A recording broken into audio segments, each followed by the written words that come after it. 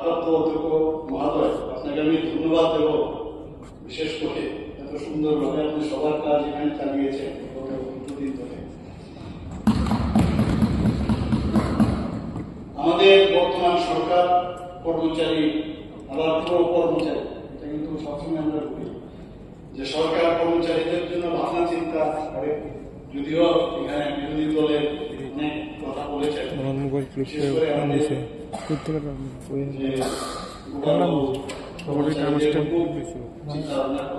খুব ক্লোজ এবং ওনাদের সম্পর্কে কথা বলেন। আর আমরা বলি আমরা বলার আগে করি না, আগে তো কি ছিল সবাই জানি। আমরা রাস্তার মধ্যে তো বেরোনো যেত না, খালি মানে প্রসেশন মিছিল রাখতে বলা হতো, মিছিল শহর বলা হতো। যাই হোক, আমাদের সরকার ক্ষমতা আসার পর যে রাতে যে কর্মচারীরা আছেন এবং পেনশনার, তাদের সম্পর্কে আমরা আমাদেরও অনেক সময় অনেক কিছু যখন পার্টি মানে পাওয়ারে আসার আগেও অনেক আন্দোলন করতে হয়েছে। এবং এই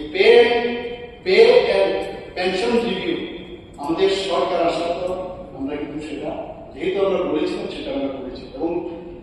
এবং এই কমিটি গঠন করার পরে আমরা 1 অক্টোবর 2018 থেকে 77 সিপিসি আমরা অনেক কথা বলি, সেটা আমরা করেছি। এরপর 6 কিস্তিতে আমরা কর্মচারী এবং পেনশনারদের জন্য এখন পর্যন্ত 33% টিএ এবং টিআর। আমি যখন মুখ্যমন্ত্রী হই তার আগে 3% ছিল। আমাকে অনেকে বলে আমি তো জানি না, মনেও নেই, আপনার 29 মাসে 29% দিয়েছে। তো সেই জায়গায় আজকে 33% আমাদের ডিএ আমরা ডিআর দিয়েছি, যারা পেনশনাররা আছেন ডিআরএস রিলিফ।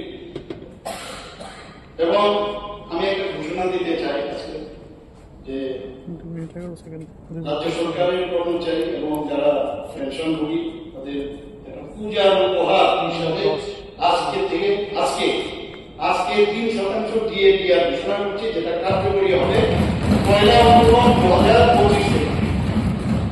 এবং এতে করে মাননীয় ভারপ্রাপ্ত অধ্যক্ষ মহোদয়, এতে করে এই অর্থ বছরে 125 কোটি টাকা অতিরিক্ত খরচ হবে।